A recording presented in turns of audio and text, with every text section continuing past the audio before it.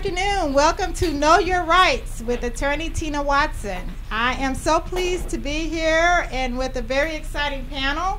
We're going to talk about legal issues, your legal rights, and some new areas of the law and how you can be affected by them. We're going to hope after you leave here today that you will be more empowered, more knowledgeable about what your rights are, and feel more informed about your community. I have with me a great panel of lawyers and a third-year law student. Yes, that's right. Law students have to know a lot about rights as well. And I want to introduce them and also have them tell you a little bit about themselves as well. My first panelist is actually an intern in my law office. His name is Ali Hassan Ali. He's a third-year law student. You want to say hello, Ali? Hello. As she said, I'm a third-year law student. Pretty much my experience is that what we're going to be talking about, I've recently experienced as my new rights, so I can kind of tell you what to expect in the next few years as you turn 18 and what issues, especially as you're going through your schooling and education, that you're likely to face and how to really confront them and make sure that you're doing the right thing. All right. Thank you. My next panelist is Felicia Young. Felicia Young is from the law office of Felicia Young, and she's going to introduce herself and tell you a little bit about what she wants to inform you about. Good afternoon. I'm Felicia Young, and I practice primarily in the family law area as well as probate and a little bit of criminal. I'm in Harris County, where my law office is located in Houston, but I also practice in Fort Bend, in Brazoria County, and some in Montgomery County, and I will be speaking primarily about what your rights are in the family law arena. Okay, we have some real new legislation, and we have Taisha Elam, who is also going to talk about some of the new family law legislation as well as probate, and I'm going to have her introduce herself and tell you about what she wants to talk about. Good evening. I'm Taisha Elam, and I could actually just say ditto to everything Felicia said. We practice generally the same areas. I also practice family law, sometimes a lot of probate. I guess that's a good thing when it's not a lot. But I practice probate law, some criminal law, a little bit of everything except bankruptcy. So I'm really excited to be here. I enjoy talking to the youth about their rights and things that pertain to the issues that they face with regard to the law. So if you have any questions today or after today, feel free to give me a call. All right. All right, audience. Let's hear it for the panel. Let's hear it for everybody. And probate is a fancy word for wills and also guardianships, which can come up sometime, and powers of attorney, especially when some young people are trying to move into other schools and stay with other relatives. Some of those issues come up, and I'm glad you're here because I get them all the time. I'm a practicing attorney. Again, my name is Tina Watson. I've been practicing 21 years and almost exclusively in Fort Bend County. Criminal defense law. I practice some civil law as well. My practice includes representing juveniles, representing adults charged with crimes. I was a former prosecutor and a former municipal judge, so I know a little bit about traffic court, traffic tickets, and background in a lot of areas. Oh, let's get started. First and foremost, we want to talk about how criminal law has changed over the years, and unfortunately, how the African American community has been affected by the statistics in criminal law. And in those areas, we find a very high representation of black males. It's disproportionately higher than the population. So I have a good audience here, and I want to talk about, one, what your rights are. What are your rights as persons, not only of black descent or colors, but just period in America. And I also want to talk about why you think we are where we are. Why do you think the statistics are as bad as they are, and what can be done about it? Now, everybody has heard about Miranda, correct? Yeah. You have the right to remain silent. Anything you say can and will be used against you, and so on. And if you're pulled over before being questioned and before being placed in custody, you have a right to have those rights read to you. Also, of course, your right to have an attorney and a right to remain silent. So Panelists, how many times, those of you especially who practice criminal law, have you come across a young person who said anyway, or the police has said they have voluntarily given up their rights and then obviously confessed to the crime? How often does that happen? It happens a great deal of times because I don't think that everyone is always informed about what their rights are, and so lots of times the police are talking to you and you're talking back to them because you want to be helpful and informative, and anything that you say can be held against you, and so you always just kind of have to know that. And so even if they're in the information gathering stage and they haven't read you your rights, they're taking in the information. And so sometimes people consent to allowing people to the police to come in and search their homes or their cars or their persons, and you're giving them evidence that they may not otherwise have. And so particularly I come across a lot of young men who are in that they don't really know. It's like, I don't want to be disrespectful to the police. I don't want to make them think that I'm not trying to be helpful, but sometimes you say things that are, you know, detrimental to you without knowing it. So my thing is that all you have to do with the police is give identification, and I wouldn't consent any further than that unless you consult with an attorney at that point. But I do see that it happens a lot. It does happen a lot, and what happens is when it starts when the car is pulled over. And so sometimes, a lot of times what happens in the community is, unfortunately, minority males are pulled over at a higher rate than others, and that's kind of when the transition starts. But what are your rights? You have to, if asked, identify yourself. You cannot say, I'm not telling you who I am. That is what you enjoy as a citizen in the United States.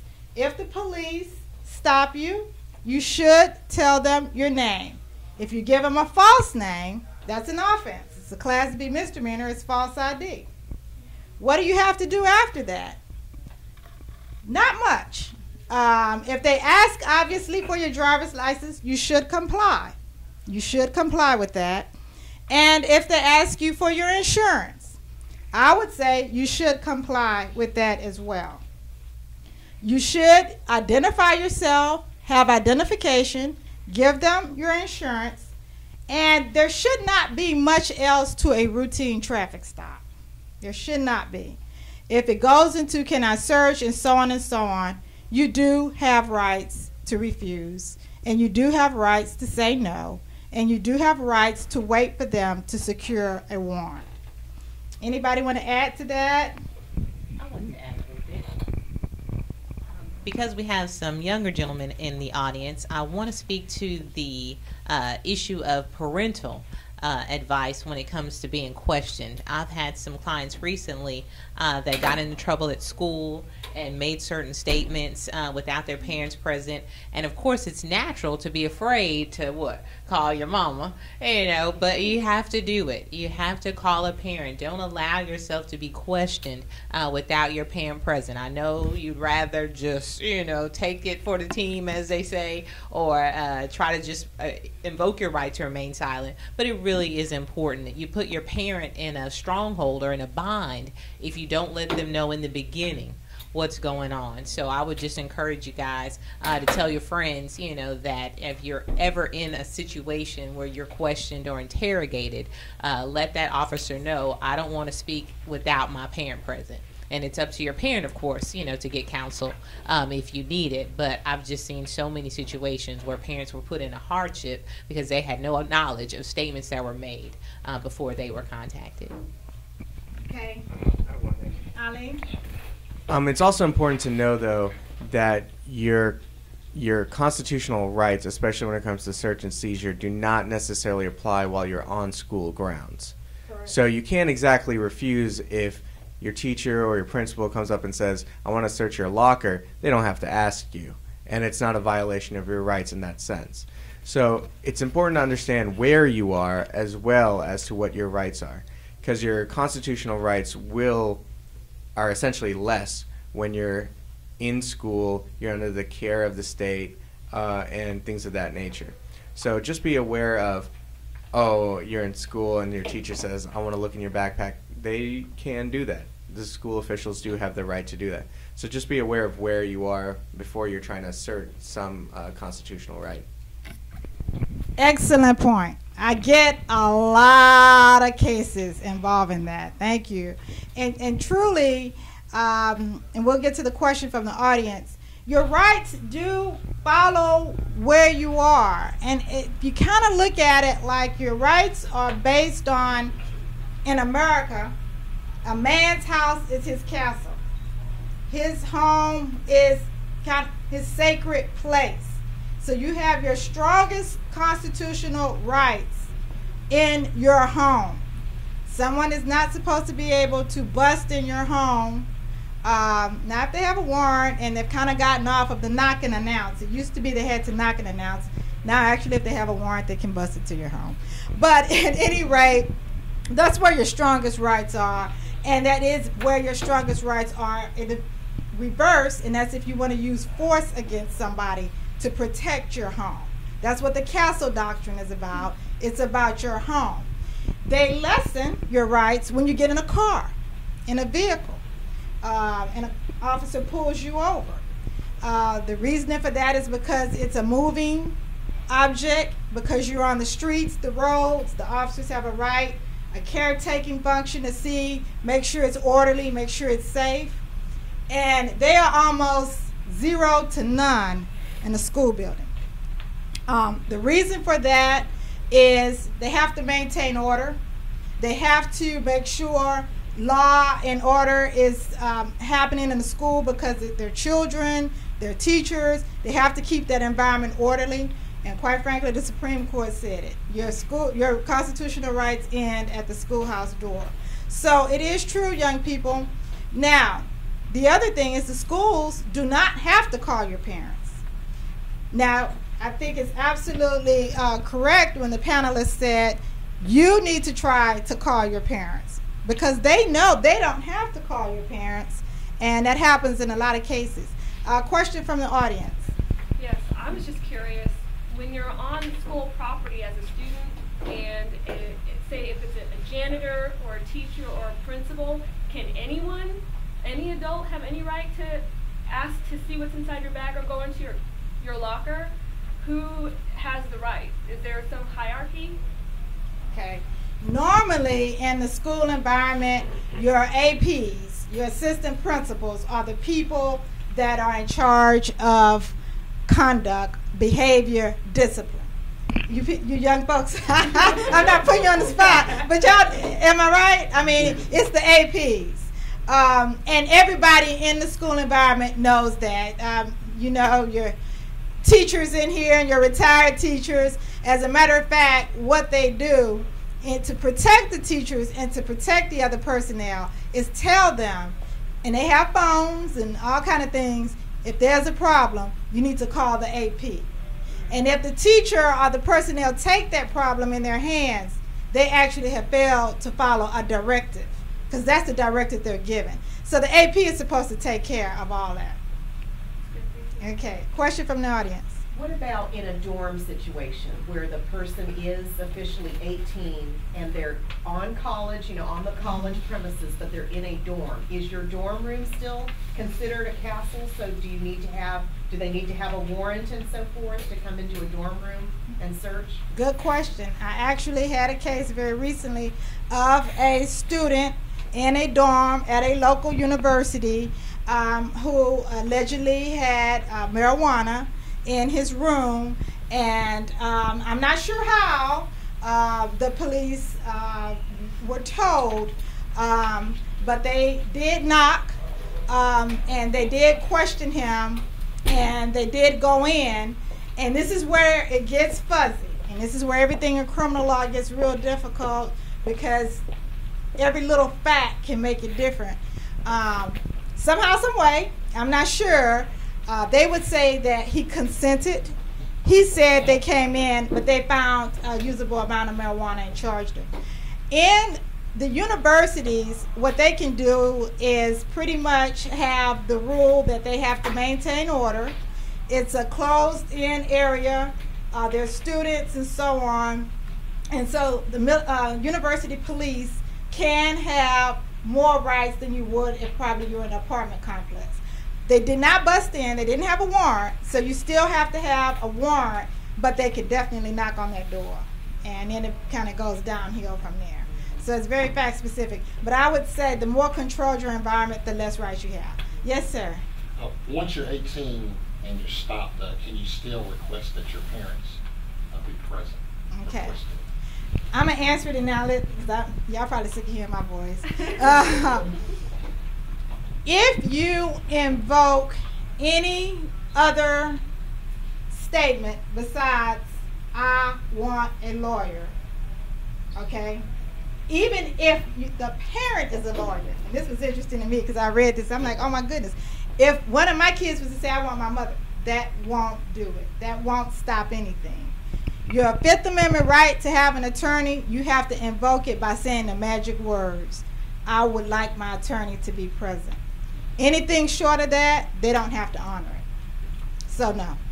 They're supposed to stop at attorney. Any other word, and there was a case, that's how I know it. There was actually a case where the kid said, I want my mother present and so on and so on. It went all the way up, they appealed it, and they said in the case his mother was an attorney, but he did not say his attorney, and they upheld it. They said that the police could continue to question him. That's my understanding. Anybody got a different understanding? No, that's my understanding as well. I would just say that anytime that you are involved with the police, especially for you young men, you need to be very respectful. You need to be very polite. And just because you know your rights and you're invoking your rights, it's not always what you say, but how you say it, not always what you do, but how you do it. And so I would tell you to be very respectful. The other thing I would tell you to do is never sign a statement. Okay? Even if you're at school, sometimes the teachers will just write out what happened and sign it. Okay? If you get charged, that will be used against you. Okay? So I think you need to know those magic words of, I need an attorney. I want to talk to an attorney, because it stops right there, as she said. And at that point, if they do not allow you to contact an attorney, then your rights have been violated. So that's important to know, that being helpful is not always going to be helpful to you. The other thing I would say is that if you get stopped in your car, and this is kind of piggybacking off of a question earlier, is I always say, roll your windows up before you stop. And if you have to get out your car, close your car door. Because if your door is open and they can look in, they don't need your consent if they can see something, So, particularly if you know that there may be something in there, don't give them the gateway to see things. I would never consent to anyone searching my car or anyone asking me to pop open my trunk. And that's even if I hadn't done anything, because you just never know. Not every police officer is out to get you, okay? That's not what this is about, but you still just need to know your rights. And I kind of want to add, along with that and the previous question about dorm room and searching, there's also a difference between if you're on campus versus off-campus housing. There's difference between if it's freshman or upper class housing. And each and the big one is is it a public university versus is it a private university? Private universities, they can, it's almost you consent to whatever rules they set by. And a lot of times the university itself will have a policy, a procedure for how they go about such things. And depending on whether or not you have an RA, they have a hierarchy of who they're going to talk to. So there is a lot of levels as to who could be involved in a particular search of a dorm room. And it is very, as Tina pointed out, very fact specific, because each university environment is very different. Some are, especially if there's a religious institution aspect of it, in which case it's even more private and they can impose more rules. And along with the open container, a lot of dorms have open areas, common spaces, stuff like that. That's probably fair game, a lot more so. Sometimes they have janitorial staffs who come in and clean dorm rooms, depending on what housing you've selected. So in that case, if the janitor or something sees something and they let someone know, that might be fair game as well if they collect something. So it is very fact specific, and you have to kind of look at the procedure for the university to really know what you can and cannot do. Sure. I wanted to piggyback off of that because I know that at least when I attended college, they give you the rule book for living in the dorm, and they give you all the policies of the school, and I will be the first one to tell you I didn't read it. But I'm telling you, if you really want to know your rights and what you're giving up, you need to read that, because lots of times when you stay on campus, it's also a contractual issue in terms of what you may be giving up. And so it may be in the fine print what that school is allowed to do and what they're not allowed to do. So if you're living on campus, or you have a child that's living on campus, and those are things that are of particular interest to you, and even if they're not, I would suggest that you really kind of look at the policies of the school, and you look at the contracts that you may be entering into when you're living on campus. Thank you. I just wanted to, one specific thing about college campuses especially, and getting in trouble, is you'll see a lot of recreational drugs, but probably one thing you never consider until you get to college and you go through orientation is sexual assault, sexual crimes, rapes, and relationship abuse. That is taken extremely seriously nowadays. Usually have, one thing that's really important to know in that respect is to know who is privileged to your conversations, who is not privileged to your conversations. For instance, your RA is not privileged. They can't keep it secret. If you went to a priest, however, to talk about something, that would be privileged. So reading that handbook and knowing the hierarchy and knowing who you can talk to or who you should talk to about certain topics, that's really important as well. Okay, good question. Good question. We have a lot of young people going to college, and they need to know these things. And I think there was probably a good segue into what some of you were talking to me about before we got started, and that's social media. That has taken the world by storm, and young people are definitely involved in it. And we have seen it in all facets of the legal system affected.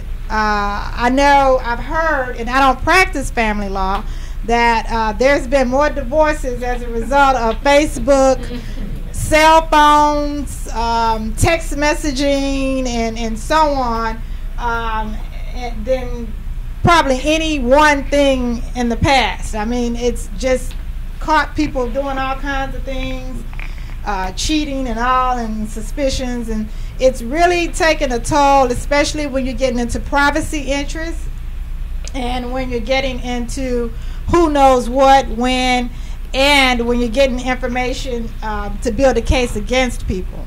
But we have a lot of young people in here, and I want to hear, I know you know, Ali, because you're a young person, what the kids are doing on social media, but we also want to hear from the lawyers how that's affecting people and young people legally, and how it's affecting the profession. What I'd like to do is share by illustration. I was speaking with them earlier about a case that I had, a criminal case, where a young lady was charged with conspiracy. She worked at a check cashing place, and she was writing checks to her friends. And whoever wanted a check, she'd write to them, write the check, and they'd come and cash the check. Well, once they, I guess somebody was bragging to somebody, and somebody found out, of course, and they said, hey, she did it. Well, they eventually discovered at least 6 people that she had written a check to.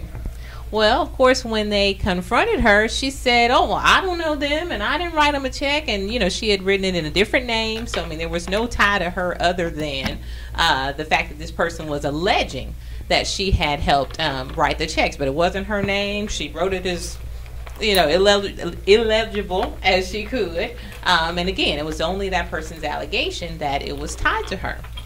Well, after they got her information, they said, okay, you're sure you don't know John? You sure you don't know Bill? You sure you don't know Larry? And she's, oh, yeah, I never met them. I don't know them. I don't know them from a can of paint. Well, they look on Facebook and cheese with Larry. Hey, toasting up with Bill. Getting your shake on with John. So, I mean, all of them were taken down with ease. the folder, the file, the case file is full of printouts that they just downloaded with respect to, you know, just seeing her. And guess what? How do you identify who's in a photo? You tag them, right? Exactly. So, you know, that she had gotten her tag on, they tagged themselves, and so, I mean, what do you argue? You know, what do you argue? You're saying you don't know him. If you weren't tagged, you could say what? Well, that's not him, you know, in the photo, but if you, John Brown, in the box, you know, it's you tie our hands. You know, there's nothing that we can do. So what I would encourage you to do as a result of that, of course, is I'm not trying to advocate how to hide your criminal behavior. What I want you to do is watch your friends. You know, imagine the person that was in the photo that didn't get a check. Okay, but now they're being interrogated because they're in the picture, in the frame with all these other people that got a check. You know, so now you're facing a charge, a conspiracy charge. You got to get yourself taken out of it. You know, so watch your friends. There's a setting on Facebook where you can make it where a person can't tag you without your consent.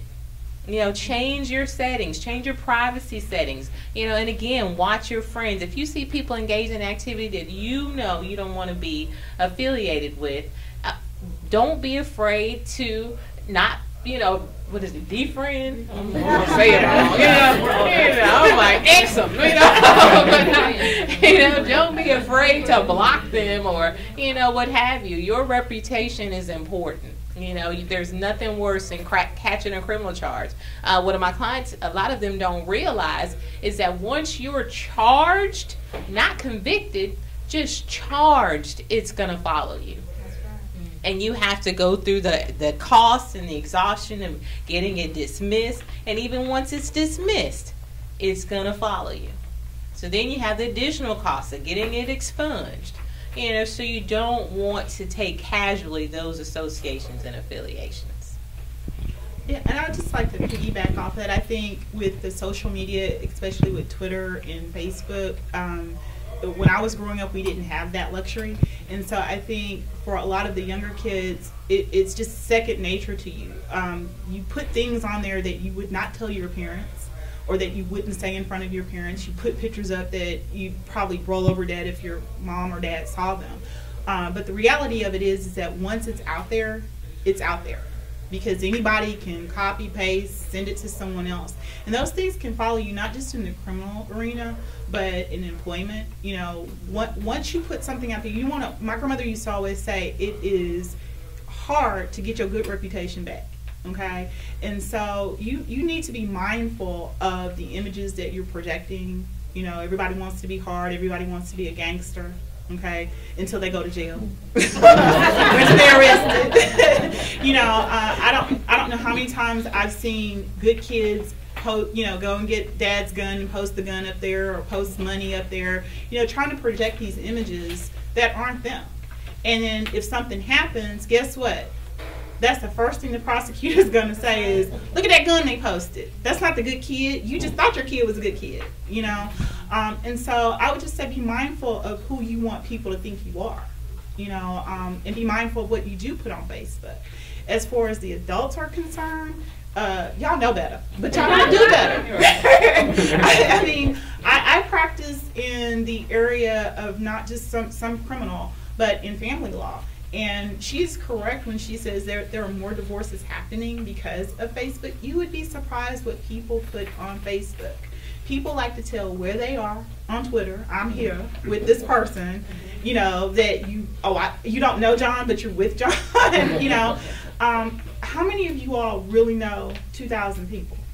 You know, you befriend a friend of a friend, and that's fine if you're not putting all your business out there. But when you put your business on the internet, it's for everybody. You might as well go and tell the person that you sit next to that you don't know what you're doing, because they could know it. I'm always mindful of who I have on my Facebook page and who can see my Facebook page, because I'm old, so I'm like, I don't want someone knowing me that I don't know. But you guys do that all the time. And like I said, even for the adults that know better, you put your business out there in a divorce situation. As an attorney, I'm asking for your electronic media. I want to see your Facebook page. I want to see your emails. I'm asking for all the text messages. I'm asking for your cell phone records. I'm asking for, the regular phone bill. If you're just doing domestic calls, don't always detail it, but your cell phone bill does. Your cell phone bill is going to show who you're calling, and so that can be traced in the criminal section, that can be traced in the family law section, and it's used, and it's becoming a more useful tool because it's just so second nature to people that they just do it without thinking. They just do it without thinking. They post pictures that they think are private that aren't private. And trust me, I've seen stuff that I wish I hadn't seen. I just wish I hadn't seen, or you think you're having a private conversation and it's not necessarily private. So I just think that, in terms of knowing what your rights are, when you get into a litigation situation, your rights start to be absolved by what the courts can tell you have to produce, or what the courts say you have to give over when we're doing our discovery processes and we're doing our legal stuff in terms of getting in your business. Because we usually get in your business a whole lot more than what people are comfortable with, and a whole lot more than what they want to share. Felicia just reminded me, in the family law context, I just want to admonish you again to watch your reputation, because if you're ever in a custody battle, not even in a divorce, but just a regular custody battle, and you're trying to establish that you're the best parent for the child, you're 20 and he's 20 and you don't have a job and he don't have a job, and y'all trying to figure out, who's the best person to have custody of the child, and both of you are arguing, well, my mama works here and well, my daddy works here, and trying to rely on your parent situation. Well, when we as lawyers are trying to make you the unfit parent, we can run to Facebook. So if you're on there and you're drinking underage and, making comments, I'm going to give my child support and he ain't even the daddy. Okay, guess what? I'm going to print that out. Yes, exactly. You're going to make my job really easy. So again, I just encourage you, watch what you say, even if you're saying it in jest. And like Felicia said, I have grown people on there, making accusations and trying to embarrass the other person. The other party, in a divorce situation is getting ugly, but you're only going to do harm to yourself. If that person later tries to make some modification, they can use those statements against you. I just want to add one thing while the mic is going across me. They say confession is good for the soul, but be mindful of who you confess to, because you can confess to me certain things that I can't reveal. Okay, there's some things that I have to reveal, and I would advise you of those, but lots of times, particularly with younger kids, y'all do something and you want to tell your buddy. Well, guess what? Your buddy is going to be the prosecution's witness. Okay. Lots of times in a divorce situation, you want to confess to your friends. You just made your friends witnesses. And so when you're doing stuff, first of all, I'd encourage you, don't do the stuff that you're not supposed to do. You'll put me out of business, but that's not always a bad thing. But if you do find yourself in situations, particularly in the criminal area, and you find that you're arrested, don't talk to your cellmates. Because they're coming. They're trying to get out just like you're trying to get out. Okay, so that's witness number one in terms of what you said. And if you don't spend the night in jail or time in jail, certainly don't talk to your friends about what you did or what you didn't do, because you're creating witnesses. Your best bet is to keep your mouth closed and talk to people who can't repeat what you say. So that's why you want to get an attorney in those kind of situations. But you just kind of have to be mindful what you do these days, because the world is a big place, but it's a small place. And everything is not private that you think is private. So I always just kind of admonish the kids, if it's something that you think your mom and dad wouldn't want you to do or wouldn't like seeing, don't put it on Facebook. That's good. Lee, I know you're going to talk about a lot from a student and a First Amendment perspective. Yeah. So, first off, I was in high school when Facebook was allowed to be given to high schoolers.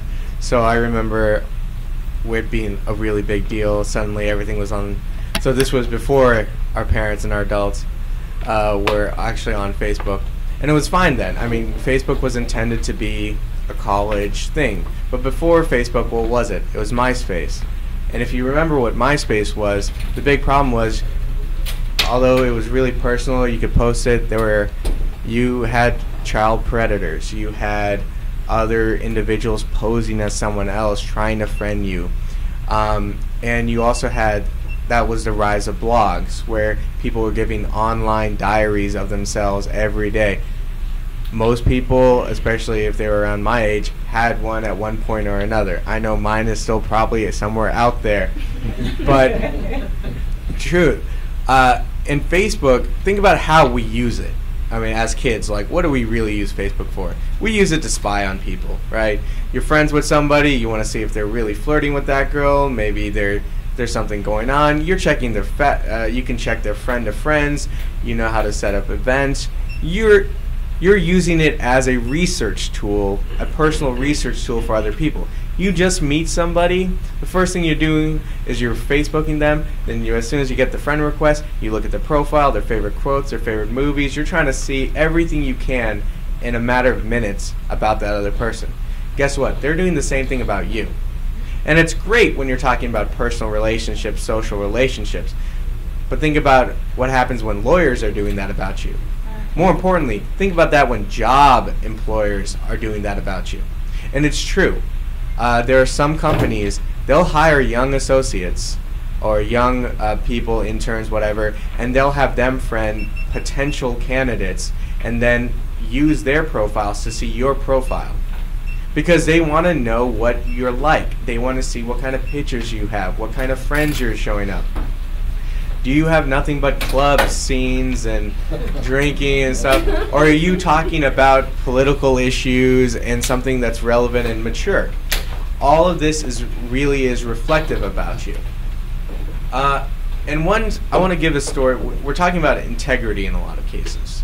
And from my own experience, you can get accused of anything just by your relationship with someone else.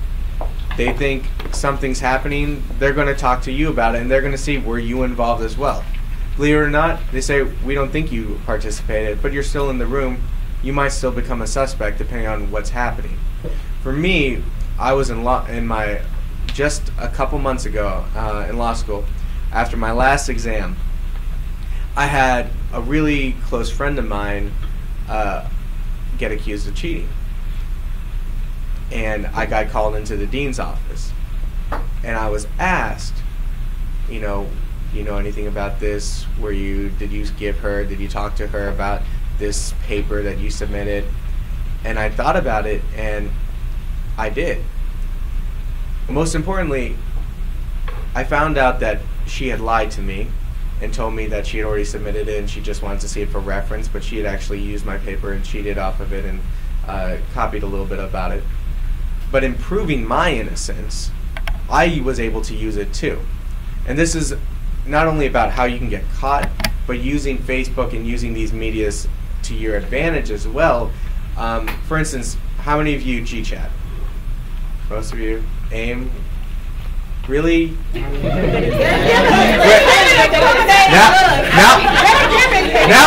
I'm curious. You don't do any sort of instant messenger programs with your friends? AIM? You used to. No one? Wow, maybe I am that old. Well, we use the instant messenger programs, and especially if you're using Gmail's GChat, it records all your conversations. It records it and it stores it as an email. I'm getting accused of cheating. The first thing I do is I ask my dean, can I use your computer? She's my friend, but I don't want to get kicked out of law school. Let's put it that way. All I have to do is go into the search bar, type in a conversation I've had with her, put in a date from when I approximately think, pull up the conversation, print it out, give it to the dean. Don't get called in again. But she's kicked out of law school. All you have is your integrity, and even right now when you're in high school, don't cheat. You can probably get away with it, and probably everyone does it. But cheating is not only you copying answers, it's also you giving answers. It's you letting someone cheat off of you. And you can get in trouble just as much for that. I know I would have been if I had knowingly given that girl my paper to look at. And once you're in college, it's a blank slate. Sorry. It's a blank slate. So you've got to understand that if you make those mistakes now, when you go to the next level, cut it off, because everything follows you. If you get that black mark, it's on your record. You can get kicked out of school. You can lose your employment and everything like that. So once again, not only be careful about what you put on as far as what is incriminating against you, but use it as your advantage as well. You guys know everything you're involved in. You know where all the information at is better than, no offense, the older generation who might be defending you at some point. So be creative. We know the system. We grew up with it. Be able to use it to your advantage as well, if need be. All right. That's what you do when you have lawyers. You got a lot of talking going on. We got a question from the audience. Yes, ma'am. Yes, ma'am. Does that apply with your jobs also? If your job is asking for a statement of a situation, do you have to give a statement, or do you have to sign it? It depends. The best answer. For example, I can tell you, because I represent teachers actually, when they are in trouble, in your contract, if you are a what they call continuing contract, renewed contract teacher basically with a contract, it says contractually that if you are to cooperate with any investigation that takes place in the school while you're working and so on. So, kid says, teacher spanked her with a ruler, kid makes whatever type of accusation. Per your contractual agreement with the school district, you've already agreed to cooperate. Your failure to cooperate could result in the termination of your contract or the breach of your contract because you did not abide by the contractual terms. However, let's say there was something that happened and it could rise to the level of abuse. You're looking at more than losing that job. You're looking at a CPS referral, if you're a teacher, and you're looking at a criminal case. So, although you may lose your job, you may not want to give a statement if it's not in your best interest. So, it all depends on, one, what the job is, what contract you have, what agreement. And that's all. Contract is really just a fancy word for an agreement. You have, most jobs do want you to cooperate with any type of investigation. That's what they say. That's for liability reasons. That's for, they want to know what's going on. So most jobs will have that as a requirement. And teacher jobs, because as a contract, it's a contractual requirement. But what you have to look at in any situation is what's best for me in that situation. If you're going to keep your job but get charged on, criminally or something, it may not be worth it. So it just depends. And it depends on your job. But I want to piggyback on, that was great stuff about social media. I'm going to tell you about the effect of the internet and the criminal justice system, where it really, I practiced law before the internet and I practice law now with the internet. And it totally revolutionized the criminal justice system when it comes to what we call records. People say, is somebody going to find out about this? Is this going to be out? Will people know that I got arrested? And so on and so on. There was a time before the internet, and I know that felt like dinosaur ages, where in fact, if you were arrested and later your case was dismissed, pretty much nobody would ever know about it. It did not generate a record. It just didn't. There was a time if you were arrested and you got deferred adjudication because it was not a conviction, it pretty much did not generate a record, and you can go on and get any job you want. That day is gone. If you are arrested, and you can be 100% innocent, it's going to be out in every database that incorporates criminal cases, criminal actions, period. Now that's sad because you can beat the case. You can later get the case dismissed. That arrest is still out there until you get it expunged. So sorry. But that's what we got to thank what we call this information age. That's a byproduct of the information age we in.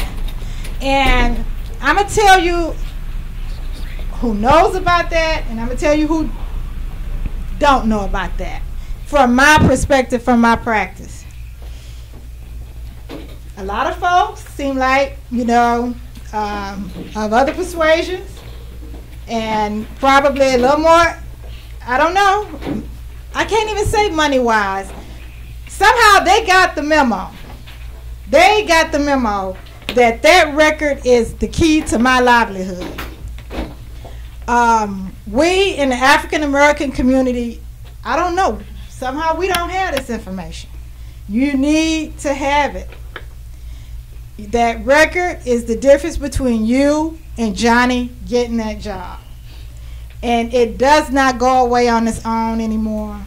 It does not.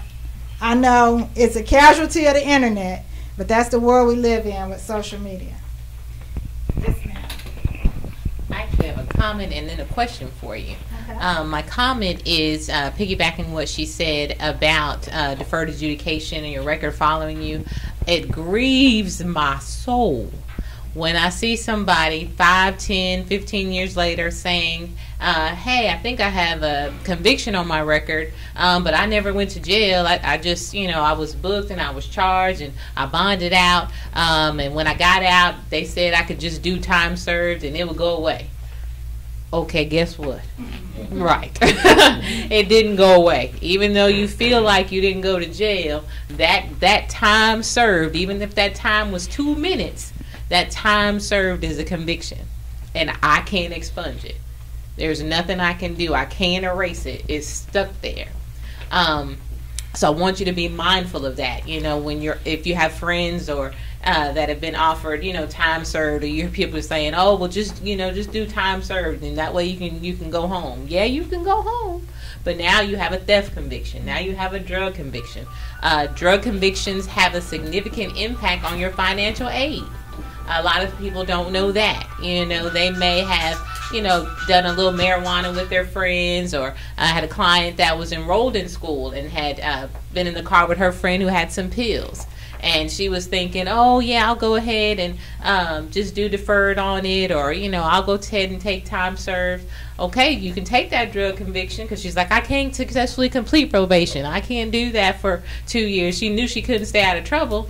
Well, guess what? You can do time served on that drug conviction, and now you're going to lose your financial aid. So you want to be mindful of that. The question I have for you, Tina, was if you could talk a little bit about pretrial diversion and how that differs from deferred adjudication. Yes, indeed. A lot of folks don't understand that you got in trouble. It's your first offense. There are ways that you can pay your debt to society without even going before a judge. The criminal justice system is basically designed, if you look at it as a graphic, so to speak, on one side is the offense that you're charged with, and on the other, I guess you call that the angle. Just you're looking at a graph, and your vertical is the offense you're charged with, and your horizontal is who you are. And you plot from there. So you're charged with murder. You could be a priest, you're going to be up at the top, because that's a serious offense. So you want to be at the bottom here. You want to shoplifting, and you want to be a very good person. Because if you plot that on a graph, if you look at it, that's where you need to be to say, this was something, it was a mistake, it happened, it's an aberration, it won't happen again, give me a break. And the best break you can get is called pretrial diversion, or what we would call in the DA's office, in-house probation. What that is you never go to a judge and say you're guilty. You sign something that says, I will do the following. And this is how I pay my debt to society. I will do community service. I'll report to probation. I will, probably pay a fine and so on. But after the conclusion of my agreement with the DA's office, the case is dismissed. What does dismissal mean? If you have a little equation, it means expunction. That's excellent. Expunction means erased. Anything more than that, like a deferred, is not erased, is partially non-disclosed, meaning you can get it erased from some records, but not all. So pretrial diversion is available, but you have to be eligible for it. And if I had a grid, that's what I was thinking about. With a vertical and a horizontal, you got to be down here. In other words, it's not going to be for murder, robbery, or rape. It's going to be something marijuana, shoplifting, and you got to be a good person. And yes, it is something that in most jurisdictions you can avail yourself to. Any other questions? Anything else about social media, maybe? I want to pose a question to you for the younger kids. There is a new law out with regards to making identities on Facebook and social media that aren't yourself. So, like, if you're John Smith and you go and create a page saying that you're Joe Blow and you're out there harassing someone, you can pick up a criminal conviction. It used to not be that way, but you know, and it doesn't just extend to Facebook. I think it's Twitter. You may be able to expound on that a little bit more. A little. I know I have some experience with it, and let me just tell you what happened, because I saw it and I'm old enough to explain it, which is kind of sad. The legislature and your legislators here in Fort Bend, it's Ron Reynolds and you had Doral Levo, those type of people, go to Austin to make laws, but the laws had to catch up with technology. And a lot of us, over 40 really wasn't knowledgeable of the technology as much, but they were down in Austin trying to make laws because people were being negatively impacted and harassed electronically. And so what they did, and it went through a lot of constitutional hurdles. I think they may have it right now. Because the thing about it is, you have a right in America, I mean, with exceptions, to say things about people and to say mean things about people. It's free speech. I'm not advocating anybody do that, but I'm telling you that comes under free speech. But when it got to social media, you were kind of trampling on that person's rights because it became harassing, and how much that ugly stuff you were saying about people was getting out. It was coming out more than just, I don't like you because your hair is long or something like that. It was starting on what we now see with this bullying epidemic. Well, not only was the bad term or bad remark to that person, but it went out to, like we were talking about, 20,000 people. And it started a movement against somebody, and that's how you got all this bullying, and you have all this that's going on. So the criminal law, I think it's a Class B misdemeanor. In some ways it may be Class A. It's coming under the harassment statute, but you do have to be mindful of that. I kind of want to talk about going off what are you allowed to say, I guess, when you're in school, right? So the First Amendment does exist even if you're under 18. It does exist as long, even if you're on school campus. It's just diminished to a certain extent. There are things you can and cannot say. And the scary part about this, too, is your First Amendment may also be diminished when you're outside of school if you're still engaged in school activities. Not just physically if you're, say, in marching band or if you're on the football field, but even if you're at your home and you're sending an email to a teacher or you're talking to your friends about schoolwork. And a lot of these cases are very, very fact-specific, and unfortunately there is no consensus right now as to how far and what are the limits of your First Amendment rights as students when you're off campus, and it's a huge deal and it's a lot. So I'm going to give you some fact patterns about stuff that's actually happened and how courts have gone back and forth about what is acceptable and what isn't. The premier case is essentially Tinker v. Des Moines School District. This is in 1979, and what happened in this case was students, to protest the Vietnam War, wore black armbands on their arms. It was a silent demonstration, but it upset a lot of people, and the kids who did this were punished. The Supreme Court held that because the armband, the demonstration, was political speech, that the students had kept their First Amendment protection, their First Amendment free speech right. So in school, what the court was essentially saying is, if you're doing political speech, and by extension through subsequent cases, if you have religious speech, that is, for the most part, protected. So if you make a comment about faith, if you make a comment about your political views, for the most part, that is protected. And they went so far in another case to say that even if you make a demonstration, say, against homosexuality because you believe it to be against you, the Supreme Court upheld that as well. But sorry, that wasn't the Supreme Court. But the court made a distinction that said, had those kids made fun of gay students, had they made fun of specifically targeted homosexual students or who they thought to be in the community, that would have crossed a line. So the best rule of thumb that you can probably have is, it's okay to espouse your opinion, your views, but if you start targeting people, targeting teachers, if you start crossing over into violence, threats, harassment, bullying, then your First Amendment right does not exist, even if you're off campus. So whether you're talking with friends on Instant Messenger and you say, man, I think that girl is really stupid, I wish she was dead, that's not protected. Right.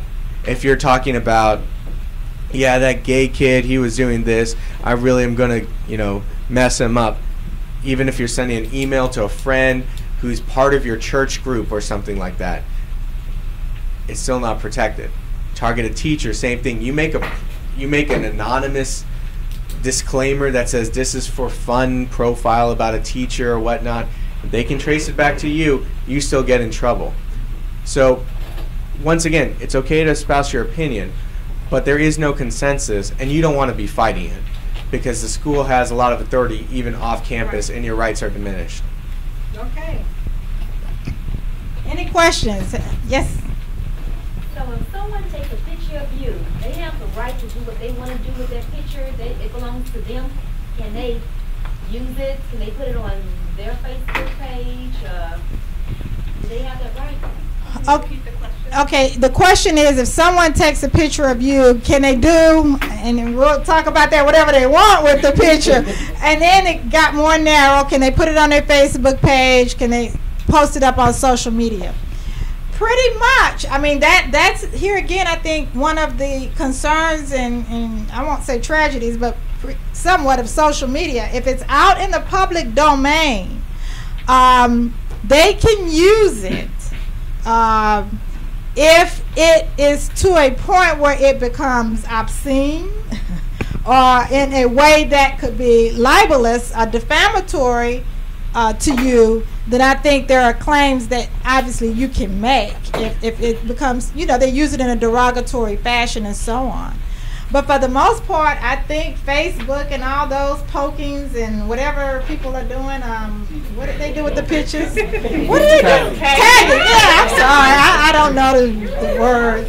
I think that makes it fair game.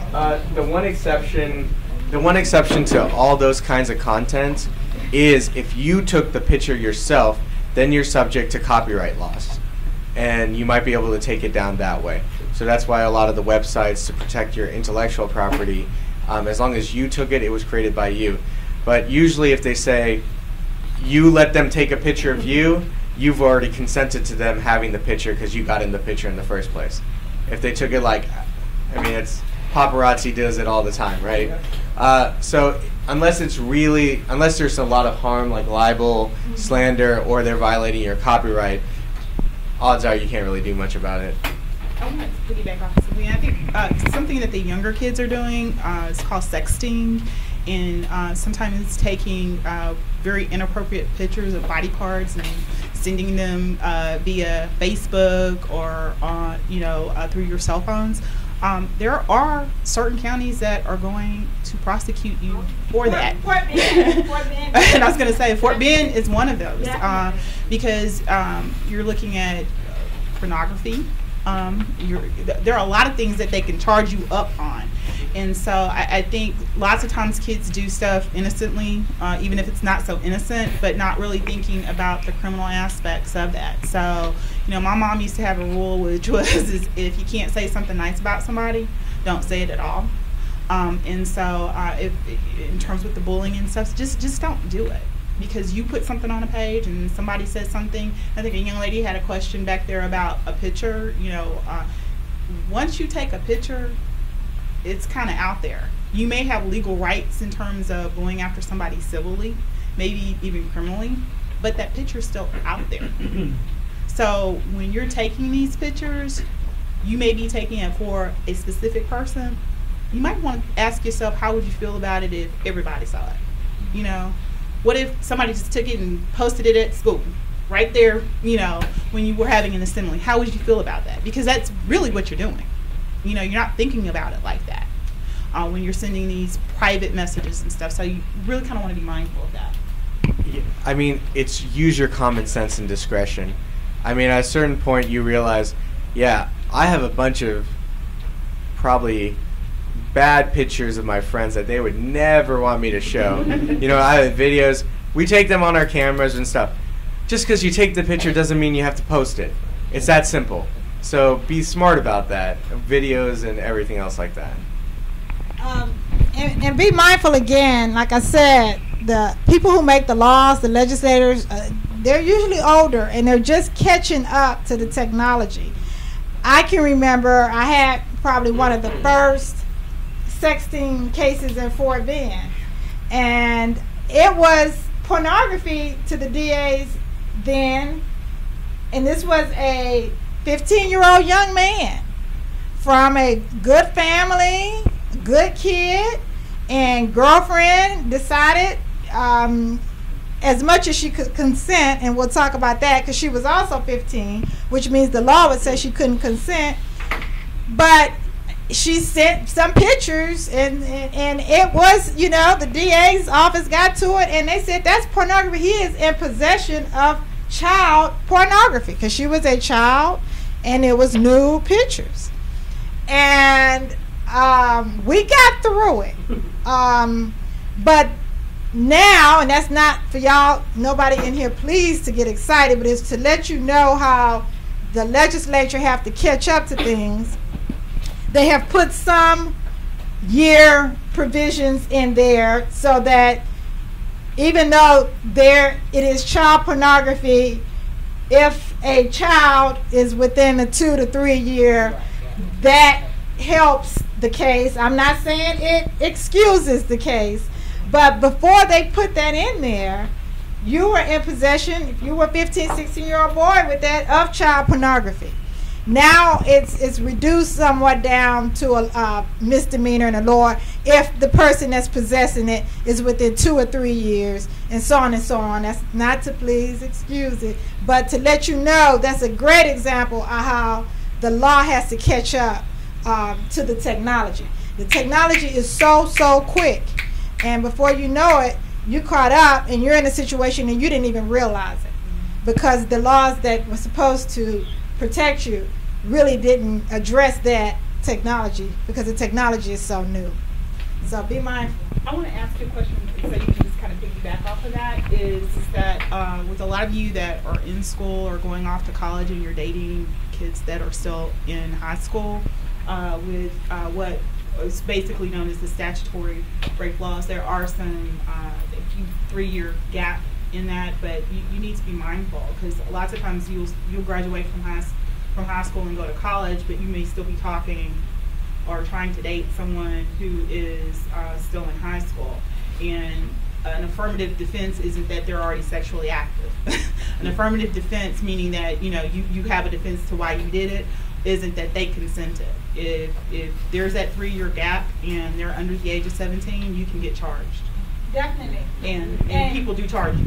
And even with the 3-year gap and so on, I've had prosecutors and DA's officers say, well, it's an affirmative defense, but that doesn't mean it's a defense. Right. Which means you still have to assert it and prove it and so on. And so what does that mean? That means you can still get arrested. That means you still have to bond out. Okay, your bond is going to be probably at least $10,000. Somebody got to pay $1,000. And you're going to get indicted because it is an offense. So now that you have created a record, now you may end up beating the charge. And then you're going to have to end up hiring somebody like me. And the point is, it's going to cost a lot of money. And then to get all of that removed so that you can get employment later, it's going to cost additional money. So it just really becomes not worth it. And here again, that's a casualty of the internet in the world we live in.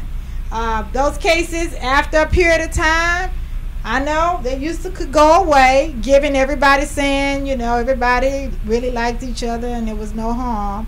But the problem is you have generated this whole record now that you got to do something with.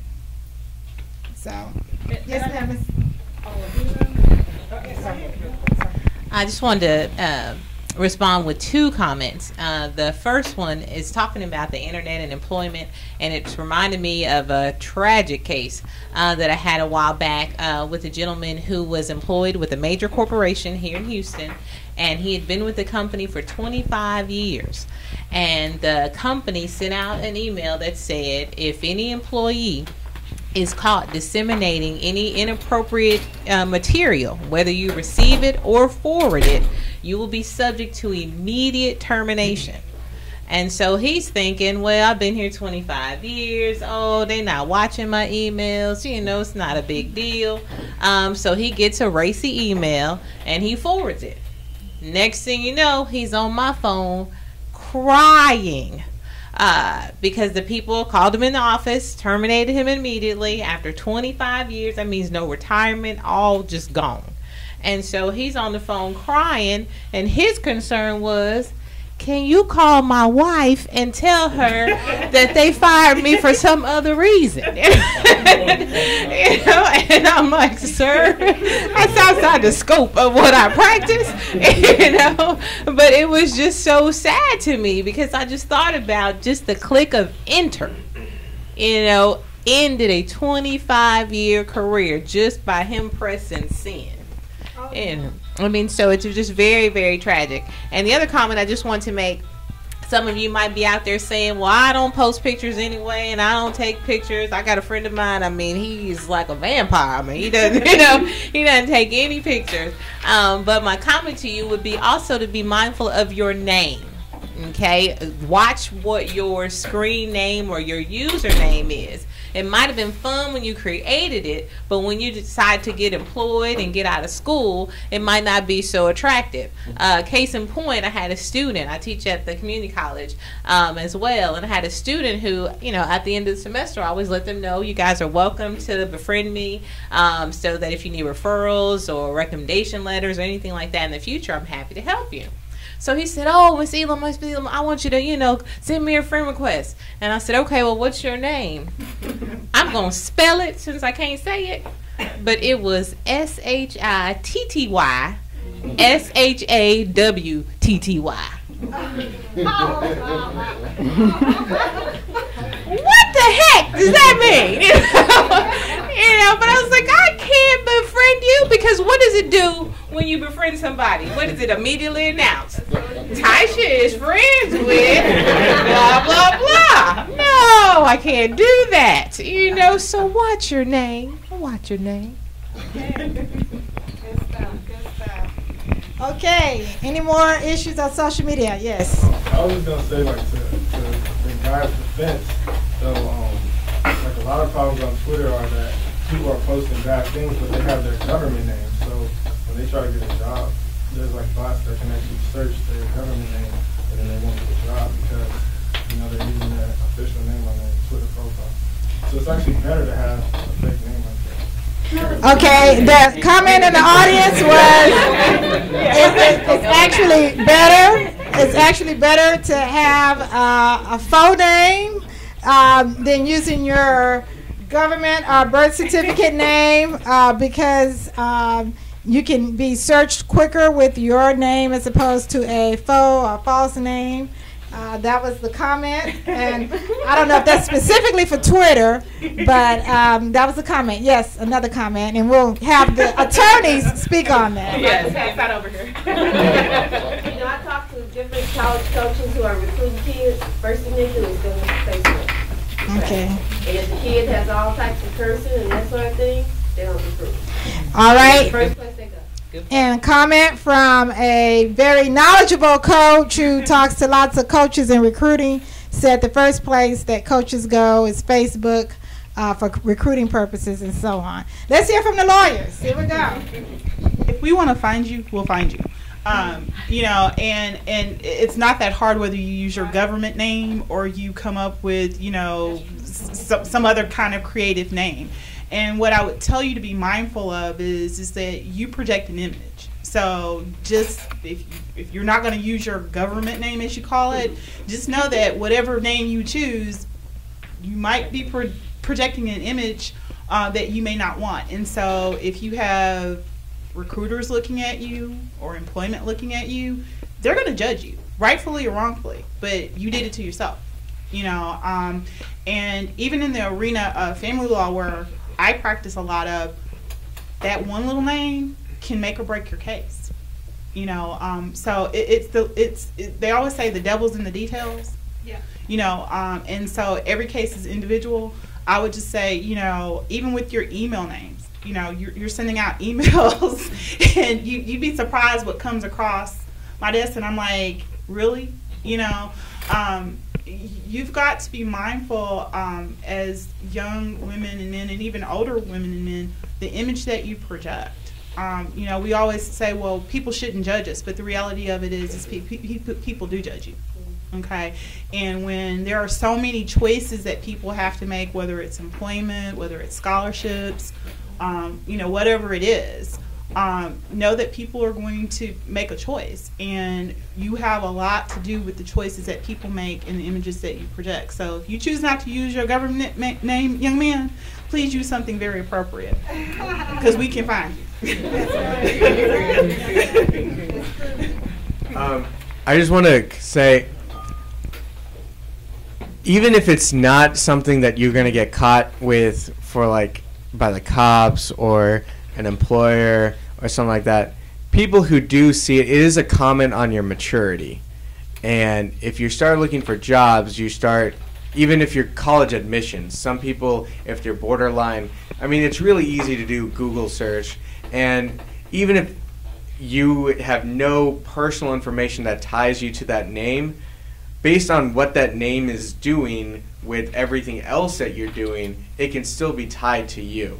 So even if it's still going to be a reflection about your identity, what you view, how you view yourself, and it's probably not, the protection of anonymity is probably not going to be outweigh the prejudice that you're going to invoke by having something like that.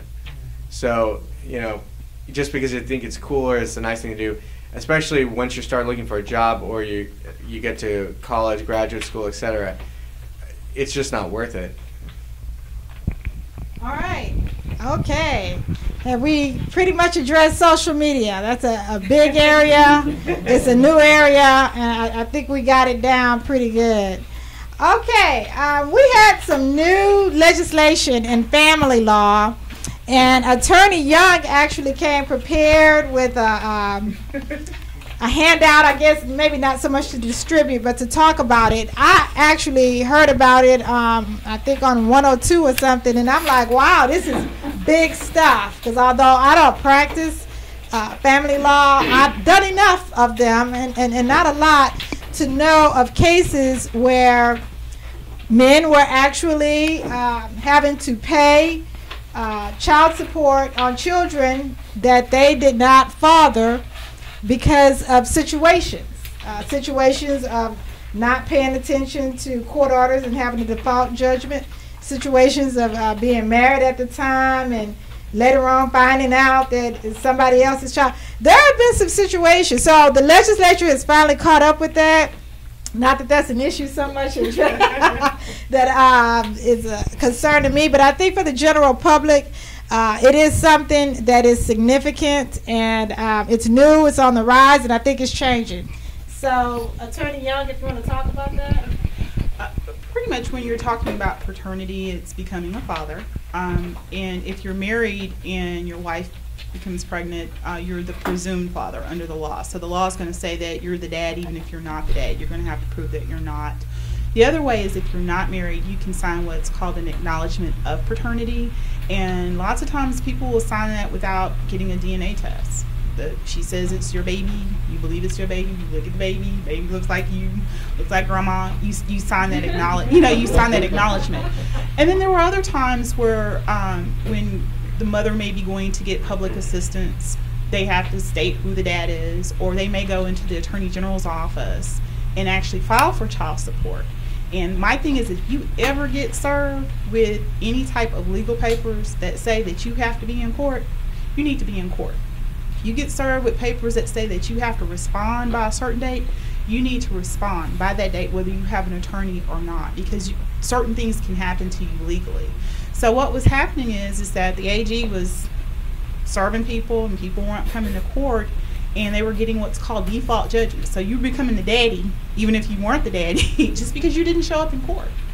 And there were other situations where, baby looked like you, like grandma, or someone in your family, and guys were signing acknowledgments of paternities. You all watch Maury Povich. You are not the father type of situation, or even in a situation where a spouse may have cheated. And once you legally become the father of a child, there are certain timetables that were running, and you couldn't get a DNA test.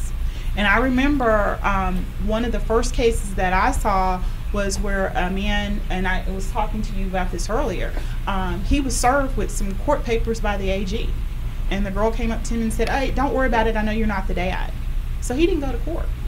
Well, in the interim, he picked up a criminal case and he went to jail. Mm-hmm. So while he was in jail, all of his rights to appeal that case, because he didn't go to court, well, he was defaulted as the dad. He got out of jail, tried to become a better person, better citizen, got a great job, and then lo and behold, the state of Texas started taking out child support for a child that he was like, who is this? Oh yeah. He got an attorney, they came to court, and basically the judge's hands were tied because all of his rights to appeal had passed. And he knew he wasn't the father. This young lady knew he wasn't the father. But guess what? He still was paying child support. So what the legislature said is that, look, there are certain instances when you are really not the daddy and you're being made to take responsibility for children that aren't yours because of whatever the situation is. Well, if you find yourself or someone that's in that situation, you have until September of 2012 of this year, regardless of when you find out or you think you weren't the dad, to actually go to court and ask for a DNA test. And the court will do what's called a pretrial to see if you fall under certain requisites, to see if you actually should get a DNA test. And if you're not the father of that child, they can terminate that court order. The caveat on that is that if you're supposed to be paying child support and you weren't, and you still owe money, you're still going to be required to pay that money on that child that's not yours. So the sooner the better. After September of this year, you have 1 year from the date that you find out that you might not be the daddy to go to court to try to get that overturned. After that, you have effectively just kind of almost adopted a child, okay? And you will be paying for child support. And there are a lot of things that can happen to you when you don't pay for child support. You can go to jail. They can take your driver's license. If you have if you have a professional license, they can take your professional license. I think the law says that if you are the parent of a child, you have a duty to provide for that child. That's whether you have a court order or not. So lots of times I will tell young men is what you will see is the girl say, "Well, just give me the money." and so you pay the money. Well, they may be on public assistance and you don't know about it. Okay, you're paying for support and you may not get credit for that. So if you think you have fathered a child, your best bet is to go and get a DNA test. If you cannot afford an attorney to go into court and file for paternity to see if you are the father, you can go to the AGs, which is the Attorney General, and you can file child support on yourself. I know that sounds crazy, but I really recommend people do that, because if you don't, and let's say you are the dad, okay, and you've been giving this lady money for 5 or 6 years, and then all of a sudden the state of Texas comes back and says, hey, we've been giving her assistance, and then they file on you, you could still owe money, even though you've been paying for that child. Or you may have been paying too much or not enough.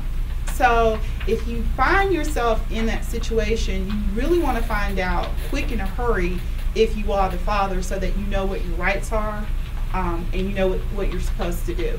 And if you think you're not the father of a child that you are currently on, I guess if you want to say it for lack of a better term, papers for, you've got a court order saying that you've been adjudicated the father and you're paying child support, and you have a question about it, you better act quickly before September gets here, because after that point in time, you will have a year from the time that you kind of think about it. Yes, ma'am. Is there an official name for this program that's running up until September? And also, is there a website that you can recommend people go to find out more about it? It's not a program. It's actually a law. It's in the Texas Family Code, and you'd have to file a petition with the court with regards to the paternity. And again, the courts, what they do, we're not trying to flood the courts with this, but so the courts will actually kind of hold what's a pretrial to see if you even have a right to take the DNA test. And if they do believe that you have the right to take the DNA test, they will go ahead and order the DNA test at that point in time. And again, if you're not the father, they'll terminate that child support order. If you are, they'll keep it. But if you don't challenge it and you have the right to challenge it, or if you don't meet the criteria, then you're just going to be paying child support even if the child is not yours. All right, that's very, very informative. I just wanted to add a very savvy circumstance that I came across not too long ago. As a resident in the state of Texas, you should be mindful of the fact that we are a common law jurisdiction.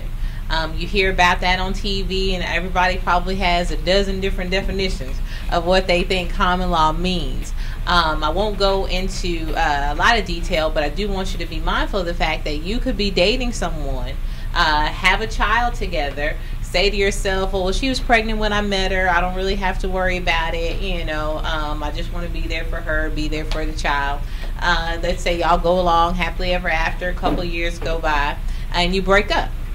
Well, in the state of Texas, she can go to the court and divorce you. And in those divorce pleadings, she could say, hey, I want a divorce, he's the father, here's the child support obligation, and call it a day. And now you have a pleading, now you have adjudication, that you're that child's father. So it really highlights what Felicia said about the fact that if you're ever served with anything, you need to respond, whether you think it's bogus, frivolous, whether you have your mama's address as your permanent address and your mama gives you your mail on Christmas, which my mama does. You want to make sure that you're mindful of every piece of mail coming to you. I see that so often. So many of my younger male clients are bouncing from apartment to apartment, but Big Mama ain't going anywhere, so all their mail goes to Big Mama's house or their mama's house, and I didn't get served. If it was delivered, to somebody over 18 at that residence, and when service was effectuated, you got a problem. So you want to be mindful of that. You want to make sure that you respond to any type of pleading, bogus or not, respond.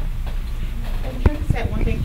Most of the times when you get served with something, it's either by a process server or the police or a constable. They will actually come and serve you with the citation. So they're like, here's this piece of paper. But there are other times when we can't find you or we can't serve you, and we can get what's called alternative service. And lots of times people think, well, you know, I got the certified mail. If I don't pick it up, I didn't get it. That's not true. Okay? You know, it's not true. If I drop the mail in the mailbox, that's when it's deemed me serving it. Okay? Whether you pick it up and respond to it or not, that's your issue. Okay? So, and I see it happen so many times that, you know, particularly even, you know, it didn't even matter what it is. Like, well, I didn't get it because I didn't pick it up. You know? And the courts, this is what they ask us. Do you have proof? Do you have the green card? You know? And lots of times I will send stuff out, certified mail and regular mail. People pick their regular mail up sometimes and not their certified mail. And I said, well, Judge, I didn't get the regular mail back. You know? And so I think, you know, particularly when you're at the age of 18, and even for those of us who are well over 18, because I am, you know, you need to know what's in that mailbox, even if you don't want to know. You know, because it can affect you in ways that not everything can. You can't always go back and unring the bell. That's right. So you just always kind of want to know what's out there. Oh, Yes. I was just gonna go off of that, just for, especially for you kids, because once again, I'm going through it. When you're talking about really important legal mail, it is probably one of the scariest things to happen to you when you turn 18 and you start getting a bunch of legal sounding or like important government official documents in any level. Whether it's your driver's license, that's kind of exciting. But then if you're going to school, you have loans, you're taking federal loans, you're getting a bunch of emails, and half the time it's no longer stuff that's coming physically in your mail. Everything's going green, you're getting emails. Just because you don't click on the email doesn't mean you didn't get it. And when it comes to your loans, especially, pay attention. Give it to your parents. Even if you don't understand, make sure your parents know exactly how much loans you have, what loans they are, and they're keeping records. And that's the other thing. Keep records for anything you think is remotely government official, your credit card statements, you have any bills, keep a copy, keep a record. You never know when you're going to need it. And a lot of loans, depending on what kind of loan you have, you might be accruing interest while you're in school, you might be accruing interest immediately after. But in almost all cases, 6 months after you graduate, you have to start paying. But you have certain rights and there are certain options on how you can repay. So if you haven't even looked at your loans, if you're just like, I keep getting the money and you ignore it, you probably have avoided that statute that allows you to choose a repayment option that's easy for you and your family, saving you thousands and thousands of dollars. So I understand it's sometimes scary, but just because it's legal sounding or government official, don't ignore it and keep a record of it. It's probably the best and the safest thing you can do for yourself. Okay, I think we got time for one more question. This has been awesome. In the back first. Who, me? Yes. I don't have a question, but I have a real life experience. I have a friend who was 60 years old and a businessman for many, many years. He got served with a lawsuit. He thought it was so frivolous, he ignored it, and the plaintiff got a $5 million judgment against him. Default judgment against him because he ignored the lawsuit. He had to hire an attorney to get rid of that. So he ended up hiring an Comment attorney anyway. in the back. Always pay attention to your mail and your lawsuits. Somebody who didn't got sued and got a default judgment of $5 million. Last comment for the evening. I have a question about not registering for selective service. Do they prosecute? Can they find you? What will happen? What are the rules about that? I can't honestly say I've looked at that lately. Not being of. I'd have to get back with you. Yeah. My very limited understanding. So this has a lot of caveats. Is there's a correlation with it in financial aid, I believe, and government loans. Other than that, I don't think it's mandatory. I mean, because the draft, there's not a draft anymore. Is it? It is still mandatory for mills. Go ahead. You're a man. You're a lot closer to if for males who are over 18 years of age, it is mandatory for you to register for selective service. I don't anticipate there being a draft anytime soon, but it is still a requirement. I think it's still one of those things that have maintained since World War II. But I think it is correct that not having it is kind of a misdemeanor or something, or it can affect your government assistance for Social Security, welfare. I think the only way you can legally not be in selective service, and you have to make a fuss about this, is for religious or moral grounds. Just like if you were conscientious objector, just like if you were avoiding the draft in Vietnam, like that's perhaps the only grounds where you could legally get away with not doing it. But really, you just check a box when you are signing up for your driver's license. So if you're a male, it doesn't hurt you for the most part, especially considering our Army is all volunteer, and it can only help you. So unless there's something you have a really specific reason not to do it, you should probably just do it. All right. But thank you, everybody. Our great panel. Lawyers.